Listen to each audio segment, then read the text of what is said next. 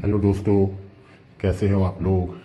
तो दोस्तों, ये मेरा पहला वीडियो है about my Schengen visa experience and अगर आपको इसमें कुछ प्रॉब्लम लगे तो मुझे प्लीज़ कमेंट करके बताना, क्योंकि ये मेरा पहला वीडियो है, मुझे ज़्यादा एक्सपीरियंस भी नहीं है। तो प्लीज़ मेरे को सजेशन भी देना और मुझे मैंने कहाँ गलती की वो भी बताना, और मेरे चैनल को सब्सक्राइब और लाइक करना। मैं इसके बाद अपनी थाईलैंड सीरीज़ को भी आपके लिए अपलोड करूँगा और बताऊँगा कि मेरा एक्सपीरियंस वहाँ कैसा रहा, मैंने क्या क्या किया। तो फिलहाल तो मैं सेंजन वीज़ा के बारे में बात करता हूँ। ये वीडियो मेरा सेंजन वीज़ा के बारे में है और सेंजन वीज़ा मेरा रिजेक्ट कैसे हुआ उसके बारे में है। तो लेट्स स्टार्ट। तो दोस्तों, मेरा नाम प्रतीक है और मैं एमपी का रहने वाला हूँ। सो मैंने 6 महीने पहले कुछ प्लान किया था कि मैं यूरोप घूम के आऊँगा। मैंने कई कंट्रीज़ के बारे में सोचा, लाइक यूरोप, यूएस, मोस्टली मैंने 2 कंट्री और कनाडा भी था मेरे माइंड में, लेकिन ये तीनों के बाद मैंने यूरोप फाइनल किया, क्योंकि और जितना मैंने एक्सप्लोर किया मुझे पता चला कि सारी कंट्री वीज़ा के लिए बहुत डिफ़िकल्ट है, even if it is a tourist visa. तो मैंने डिसाइड किया कि मैं यूरोप ही जाता हूँ। यूरोप भी बहुत डिफ़िकल्ट था और मैंने दुनिया भर के वीडियोस यूट्यूब में देखे, रिव्यूज़ पढ़े और पता चला कि बहुत ज़्यादा रिजेक्शन है। मतलब टूरिस्ट वीज़ा में भी इतना रिजेक्शन है कि यू इवन कांट इमेजिन। और इंडियंस पॉपुलेशन के बाद पॉपुलेशन भी ज़्यादा है, इंडियन की कुछ रेपुटेशन, पासपोर्ट रैंक के हिसाब से इंडियन के वीज़े बहुत ज़्यादा रिजेक्ट होते हैं। टॉप 3 में है इंडिया रिजेक्शन के मामले में। बट मैंने रिस्क लिया, I was ready to take risk of 10,000 rupees. So मैंने फिर चलिए अब मैं बताता हूँ कि मैंने प्रोसेस स्टार्ट किया। Finally after thinking these a lot मैंने ये प्रोसेस स्टार्ट किया और मैंने फिर सेंजन वीज़ा के लिए अप्लाई किया। सेंजन वीज़ा के लिए अप्लाई के लिए मैंने सबसे पहले नॉर्मल अपने वॉक पासपोर्ट की मदद से वीएफएस इटली की साइट में, क्योंकि मैं इटली, मेरा प्लान था इटली, फ्रांस और बाद में मैंने स्विट्ज़रलैंड भी ऐड किया था, but it was an optional. So मैंने इटली के वीएफएस सेंटर से इसको अप्लाई किया और बट इटली के लिए अपॉइंटमेंट बहुत मुश्किल था, तो मुझे 2 महीने बाद इटली का एक अपॉइंटमेंट मिला। तो मेरा अपॉइंटमेंट डेट था 2 नवंबर 2022 और मेरी लोकेशन के हिसाब से मुंबई कॉन्सुलेट मेरे लिए आ रहा था। तो मुंबई कॉन्सुलेट के अंदर कई सारे वीएफएस के सेंटर थे, तो मैंने अहमदाबाद सेंटर सेलेक्ट किया और वहाँ मैं वीज़ा एप्लीकेशन के लिए गया। तो जो भी मैंने देखा था, जो भी डॉक्यूमेंट्स मैंने उनके साइट्स पे रिक्वायरमेंट थी, वो मैंने सारे अपनी तरफ से प्रिपेयर करने की कोशिश भरपूर की। बट कुछ मेरे से गलतियाँ हो गई जो कि मैं आपको शेयर करूँगा आगे। तो मैंने सबसे पहले एक एसओपी तैयार की। इसके लिए मैंने एक डमी एसओपी डाउनलोड किया इंटरनेट से। मैंने किसी एक्सपर्ट की मदद नहीं ली, सारा अपनी तरफ से ही किया। इसके लिए मैंने एक डमी एसओपी गूगल से डाउनलोड की। उस डमी एसओपी को अपने अकॉर्डिंग मॉडिफाई किया। उसमें 1-2 स्टेटमेंट कि मैं रिटर्न क्यों आऊँगा और मेरी क्रेडिबिलिटी के लिए मैंने 1-2 स्टेटमेंट वहाँ पे डाले कि मेरी यहाँ पे अच्छी जॉब है, एमएनसी में जॉब कर रहा हूँ, 10+ ईयर्स ऑफ एक्सपीरियंस है, मैं 35 एज हूँ, मेरी वाइफ और फैमिली यहाँ पे रहती है। ये सारा कुछ मैंने मेंशन किया। बट ओके, देन मैंने एक अपने तरफ से भी एक प्लानिंग किया कि मैं कितने दिन कौन सी सिटी में रुकूंगा। और मेरी टोटल 15 दिन की ट्रिप की मैंने प्लान की थी, तो इंक्लूडिंग कि भाई मैं इस दिन पहुँचूँगा रोम में, और रोम में लैंड करने वाला था मैं इटली में। तो इसके बाद मैं 3-4 दिन रोम में रहूँगा। उसके बाद रोम से मैं फ्लोरेंस के लिए फ़्लाइट या बस लूँगा। फिर फ्लोरेंस में 2-3 दिन रहूँगा, 4 दिन। उसके बाद वेनिस में 4 दिन। उसके बाद मिलन ऑप्शनल था, मिलन की जगह मैं एक स्विट्ज़रलैंड की सिटी चुनने वाला था। वो मिलन और स्विट्ज़रलैंड एक डिलेमा था जो कि मैं ये डिसाइड किया था कि वहाँ जाके सॉल्व करूँगा। और उसके बाद मैंने पेरिस का था कि पेरिस में 2-3 दिन रहूँगा। और मेन मुझे पेरिस बहुत था, मतलब लोवर म्यूजियम में जा कर के मोनालिसा देखना। और like I wanted to visit Louvre museum. हाँ, उसके अलावा रोम में वेटिकन सिटी भी मेरा favourite destination, one of the favourite destination था। सो ये मेरा कुछ मेन चॉइसेस थी जो मेरे को करनी ही थी। इसके अलावा लोगों ने सजेस्ट किया कि Italy is best for Indian tourist and first time visitors, तो मैंने इसके लिए इटली को मेन है, मतलब मेन लैंडिंग कंट्री बनाया। इस हिसाब से मैंने प्लानिंग किया और इसके लिए मैंने booking.com से और Airbnb से काफ़ी एक्सप्लोर करने के बाद मैंने booking.com से ही सारी बुकिंग की। सारी booking, most of the booking मेरी हॉस्टल्स में ही थी और लगभग ऑन एवरेज मेरे को पर डे अराउंड 2500 कॉस्ट आ रहा था पर डे इन हॉस्टल, जो कि मीडियम रेंज के हॉस्टल थे। और मैं दिसंबर में मेरी ट्रिप थी, एक्चुअली में दिसंबर में मेरी ट्रिप थी। दिसंबर में, लास्ट दिसंबर में, लग 25 को, मैं 24 को निकल के मैं 25 को इटली में लैंड करने वाला था और फिर 9th ऑफ जनवरी को पेरिस से डिपार्चर था मेरा। तो इस हिसाब से मेरा एवरेज कॉस्ट जो मैंने रहने का निकाला था वो 2500 था और फ्लाइट का कॉस्ट समवेयर जो मैंने किया था वो 22 to 23,000 एवरेज कॉस्ट थी वन साइड की, आने और जाने की।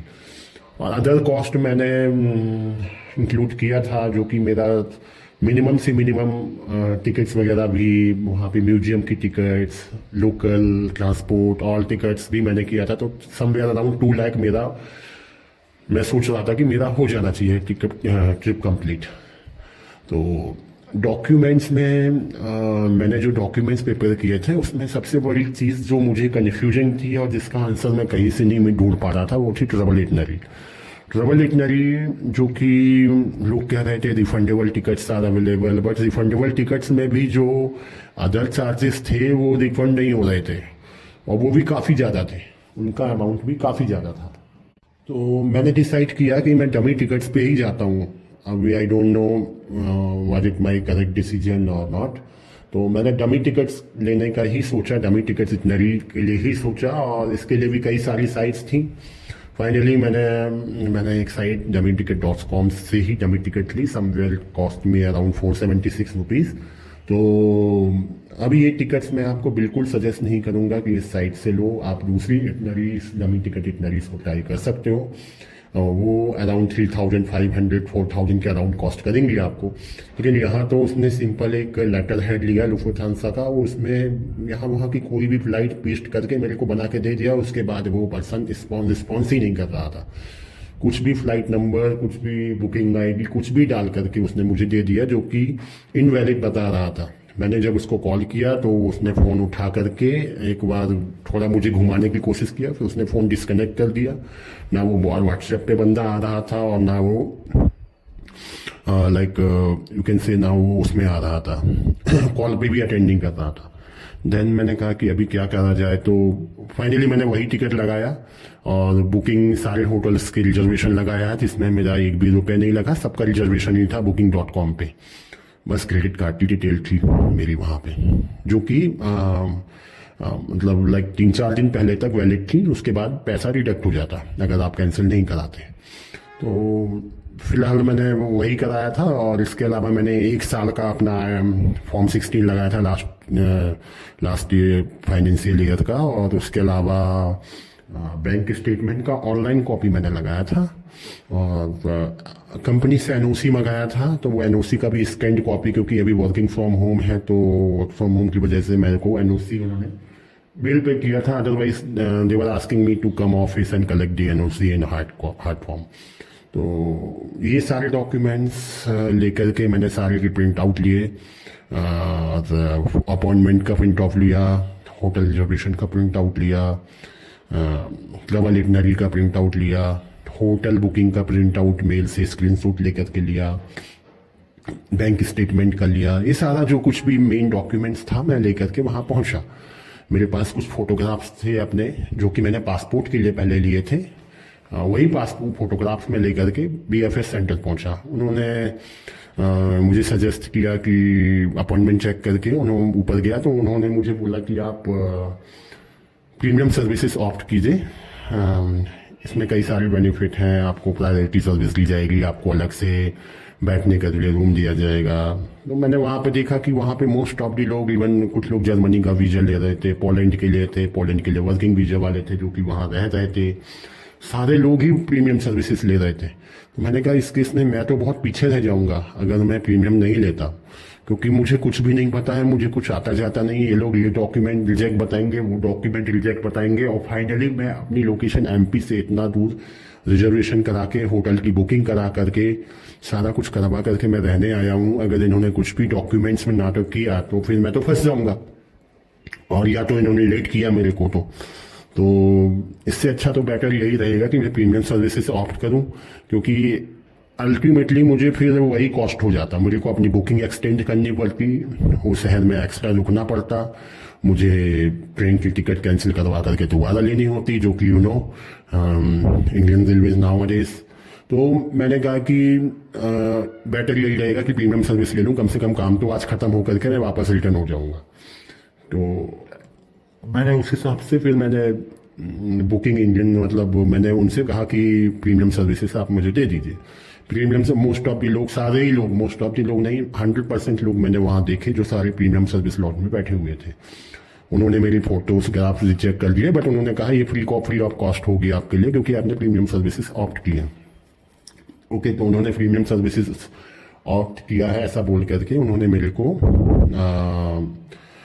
बोला कि आप यही जाइए, फ़ोटो आप नीचे ले लीजिए। मैंने गया, नीचे फ़ोटो लिया, और उसके बाद मैं जाके प्रीमियम सर्विस लॉज में बैठा। वहाँ पे within 5 minutes one lady came to me, और उन्होंने मेरे को डॉक्यूमेंट्स जो मैंने उनको सबमिट कर चुके थे, उन्होंने उस डॉक्यूमेंट्स के बारे में कुछ मेरे को कुछ लूपहोल बताया। उन्होंने बोला कि okay we are done, we are okay with your photographs, but जो मैंने अभी उन्हीं के यहाँ से लिए थे, but next thing your NOC is scanned, can you arrange the hard copy, we need to verify. तो मैंने कहा ma'am I can't arrange my NOC hard copy, because मेरी कंपनी जो है वो गुड़गांव में है, और मैं यहाँ पे अहमदाबाद में हूँ, यहाँ पे उसकी कोई ब्रांच भी नहीं है, और इतना जल्दी नहीं हो पाएगा। तो उन्होंने कहा कि कोई बात नहीं, आप इवनिंग तक अगर अरेंज कर सकते हैं तो इवनिंग तक या कल मेरे को दे दीजिए, not an issue. I said no ma'am, it is not at all possible, क्योंकि मुझे रिटर्न होना है, शाम को मेरी ट्रेन है, और अभी दोपहर में मेरी ट्रेन है, मेरे को होटल रिजर्वेशन सारी अपनी कैंसिल करना है, तो पॉसिबल नहीं है। उन्होंने सेम स्टेटमेंट बैंक स्टेटमेंट के लिए भी दिया। बैंक स्टेटमेंट का ऐसा था कि मैं उसका स्कैंड सील्ड कॉपी ले सकता था, बट प्रॉब्लम विथ SBI कि SBI में मैं गया, मेरी लोकेशन की SBI, SBI, अब इवन बैंक स्टेटमेंट में सील स्टैंप और सील साइन और सील करने के लिए वो बोलते हैं कि हमारे पास ऑथराइज पर्सन नहीं है, वो अभी लीव पे हैं, आप 1 हफ्ते बाद आओ। और मैंने कहा कि अभी 1 हफ्ते बाद फिर जाऊंगा, और फिर मैंने कहा कि हो गया, ऑनलाइन कॉपी लगा दूंगा, और आजकल ऑनलाइन कॉपी सब जगह चलती है। They might not update their portal, और they would accept it, I thought like this.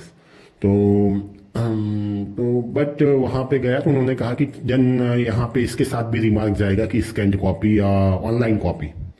तो okay fine, what could I do. तो उन्होंने बोला अगर आप अरेंज कर सकते हो तो बताओ। तो मैंने कहा मैम इतना जल्दी अरेंज नहीं होगा, मेरा लोकेशन, मेरा होम टाउन यहाँ से 2000 किलोमीटर दूर है, और अरेंज हो ही नहीं सकता। जब मेरी होम ब्रांच से मेरे को सील्ड स्टैंप स्टेटमेंट नहीं मिला, तो मैं अभी यहाँ पे किसी और ब्रांच में जाऊँगा, वहाँ पे से कैसे मिलेगा, मेरे पास टाइम भी नहीं था। तो बोले ठीक है, इसके साथ मैं आपको रिमार्क दूंगा। उसके अलावा उन्होंने मेरे को बोला कि आपने केवल लास्ट ईयर का फॉर्म 16 लगाया है, 2 साल का और लगाइए। तो मैंने कहा 2 साल का मेरे पास फॉर्म 16 नहीं है, बट मेल में मेरे ITR पड़ा हुआ है, तो वो मैं दे दूंगा। तो कहते हैं okay, ITR is fine. Then उन्होंने मुझे बोला कि जो मैंने होटल बुकिंग लगाई थी रिजर्वेशन, उन्होंने उसमें ये नहीं बोला कि पेड नहीं है, फुली पेड नहीं है, कि रिजर्वेशन बस है। उन्होंने बस मुझे ये बोला कि इसमें किसी बुकिंग में आपका नाम नहीं है, तो you need to submit another one जहाँ पे आपका नाम हो। तो मैंने कहा ठीक है। तो मैंने देखा तो मेरे मेल में जो booking.com से आए थे उसमें से 2 मेल आए थे, उसमें एक में नाम था, एक में अदर डिटेल ब्रीफ में थी। तो मैंने most of the other detail वाला ही लगाया था।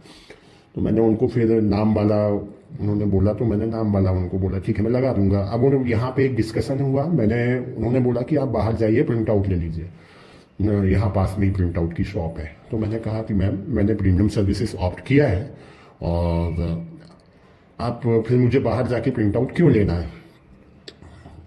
तो वो बोलते हैं कि प्रीमियम सर्विसेज में ये इंक्लूड नहीं है। तो मैंने कहा कि मैम ऐसा क्यों, बट फिर वो लेडी ने 1 मिनट सोचा और फिर वो बोलते ओके सर आप हमको मेल कर दीजिए। उन्होंने मुझे मेल आईडी दी और इस मेल आईडी से मैं आपके सारे डॉक्यूमेंट्स प्रिंट आउट ले लूँगी जो भी मिसिंग है। मैंने कहा ओके। अब यहाँ पे क्या है कि मुझे लगता है कि those people are totally on cost saving. उनको ऐसा लगता है कि कितना कमा लें और उनको ऐसे इंस्ट्रक्शंस हैं वीएफएस लोगों को कि कितना कमा लें और कोई सर्विस ना दें इन लोगों को। ऐसे फोटो का तो उन्होंने मेरे को बाई करते समय ही बोल दिया था, उनको नहीं पता था कि डॉक्यूमेंट भी अटकेंगे। हाँ, बाकी मुझे नहीं लगता कि उन्होंने प्रिंट आउट कुछ भी लिए हैं जो बहुत ही ज़्यादा ज़रूरी होगा उसका लिया है। बाकी जो डॉक्यूमेंट, क्योंकि ऑलमोस्ट मेरी सारी प्रिपरेशन थी, वहाँ पे नाम नहीं था, 1 साल का ITR था, तो मुझे नहीं लगता कि उन्होंने कोई भी डॉक्यूमेंट जो उन्होंने मुझे बताए हैं उसके प्रिंट आउट लिए हैं। मुझे लग रहा है कि उन्होंने इतना ही लिख करके रिमार्क डाल करके सबमिट कर दिया। तो मैं आपसे यही सजेस्ट करूंगा कि मेरी जैसी मिस्टेक ना करें, अपनी तरफ से सारे डॉक्यूमेंट्स कलर्ड कॉपी में लेके जाएं और कुछ भी डॉक्यूमेंट्स में अपनी तरफ से कमी ना छोड़ें, क्योंकि even after of purchasing premium services they would not guarantee you to help। तो मेरी तरफ से यही सजेशन होगा कि आप सारा कुछ अपनी तरफ से प्रिपेयर करके जाएं, क्योंकि देन यू डोंट नो कि उन्होंने किया कि नहीं किया। तो बाद में फिर उन्होंने इतना कहा, मैंने कहा ठीक है, मैंने उनको सारे डॉक्यूमेंट्स मेल किए और तो उसके बाद मैं वहाँ बैठा रहा। विदिन 5 मिनट्स मुझे उन्होंने बुलाया, मेरे फिंगरप्रिंट्स, मेरे बायोमेट्रिक्स लिए। देन उन्होंने कहा आप जाइए और 15 दिन के अंदर आपको, 15-20 दिन के अंदर आपको वहाँ से आपको रिस्पॉन्स आ जाएगा। मैं अपना आया, मैंने अपना फटाफट चेकआउट किया होटल से और रेलवे स्टेशन के लिए निकल गया। तो फ्रेंड्स, मेरे को अराउंड 26 डेज के बाद VFS से मैसेज आया एंड मेल भी आया कि your visa application is proceeded and passport is dispose to you. तो मैंने जब उसमें सर्च किया और कोई स्टेटस नहीं था, VFS की साइट में भी बस इतना ही स्टेटस था कि your application is proceeded, passport is dispatch.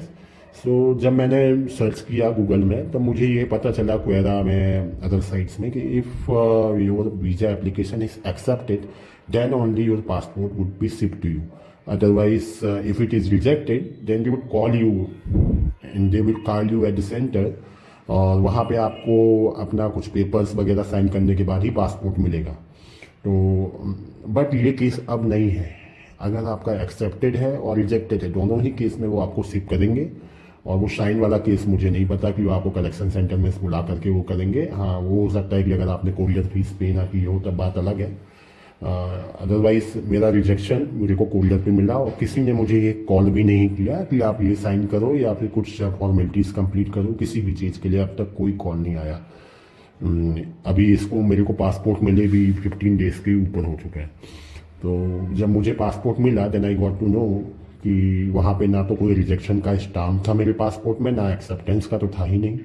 और इसके साथ एक फॉर्म था जिसमें रिजेक्शन लिखा हुआ था और कि मेरा purpose of travel is not reliable, और साथ में एक एडिशनल रिमार्क्स था कि document problem something like this. तो मुझे ऐसा लगता है कि कहीं ना कहीं VFS वालों ने वो डॉक्यूमेंट्स पूरे नहीं लगाए, और अगर ट्रैवल इटनरी काम नहीं की तो what can I say about it, because travel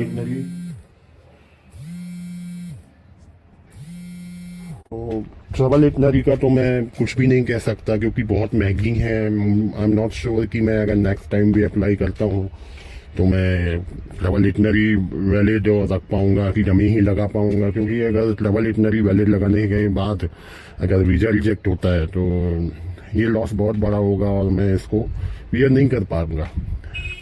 travel क्योंकि मेन कॉस्ट अराउंड 50% कॉस्ट तो ट्रैवल इतनी की होती है। फिर तो उसको अगर उसके बाद रिजेक्शन हुआ तो बहुत मुश्किल हो जाएगी। बाकी डॉक्यूमेंट्स मैं आपको यही सजेस्ट करूंगा कि even after buying premium services, even if you have plan for premium services, तो भी आप डॉक्यूमेंट अपनी तरफ से पूरे प्रिपेयर करो। और अगर वो कोई डॉक्यूमेंट बोलते हैं कि मिसिंग है तो जा करके प्रिंट आउट लेके उनको सबमिट करो, क्योंकि वो मुझे नहीं लगता है कि वो किसी भी डॉक्यूमेंट का प्रिंट आउट लेने वाला है। उनके पास बहुत काम रहता है और उनको पूरा कॉस्ट सेविंग के लिए बोला हुआ है। वो एक एक रुपए बचाने के चक्कर में रहते हैं, जितना मुझे समझ में आया। तो वो आपका कोई भी डॉक्यूमेंट नहीं लगाने वाले हैं। उनके पास they have the option of putting remarks there, तो रिमार्क करके आपका डॉक्यूमेंट आपकी वीज़ा को प्रोसेस कर देंगे और आपको नुकसान होगा अल्टीमेटली। जो मैंने मिस्टेक की, पूरे डॉक्यूमेंट्स की कलर फोटोकॉपी, ज़्यादा डॉक्यूमेंट्स होंगे जो चलेगा, कम मत चलाना। और अगर है तो जाओ बाहर, फोटोकॉपी प्रिंट आउट जो भी करवाना है करवाओ और उनको लेके दो, भाई आप मत लो, मैं आपको देता हूँ करके। एंड प्रीमियम सर्विसेज का तो ऐसा है कि मुझे लगता है कि लेना ही पड़ेगा, क्योंकि विदाउट प्रीमियम सर्विसेज वो आपको ईजिली वीज़ा प्रोसेस करने नहीं देंगे। अगर आप लोकल हो सिटी के तो आप you can go for free services without premium. But अगर आप कहीं बाहर से वीज़ा लेने जा रहे हो, बाहर से वीज़ा के लिए आए हो, तो आप प्रीमियम सर्विसेज के लिए ही जाना पड़ेगा, क्योंकि फिर वो आपको एक्सटेंड करेंगे, आपको डॉक्यूमेंट्स में प्रॉब्लम बताएंगे, आपको बार बार चक्कर काटने पड़ेंगे। तो इससे अच्छा यही है कि आप प्रीमियम सर्विसेज के लिए जाओ। तो ये था मेरा experience about like my Shenzhen visa experience. और अगर इसमें कुछ मिसिंग है या आपको कुछ और इन्फॉर्मेशन चाहिए तो मैं आपको बिल्कुल हेल्प करूँगा। आप कमेंट करो, मैं आपको उसमें गाइड करूँगा, कोशिश करूँगा गाइड करने की। इसके अलावा मैंने फिर इसके बाद थाईलैंड का वीज़ा, ई वीज़ा लिया, जो कि अप्रूव हो गया है। और मेरा थाईलैंड का ही सेम हॉलीडेज में सेम मतलब जो वेकेशन है मेरी, उसमें जाने का प्लान है। तो मैं उसके बारे में आपको अगले वीडियो में अपडेट करूँगा। तो thank you all of you. Please like, comment and subscribe. Thank you very much. Hello दोस्तों, कैसे हो आप लोग? तो दोस्तों, ये मेरा पहला वीडियो है अबाउट माई शेंजन वीज़ा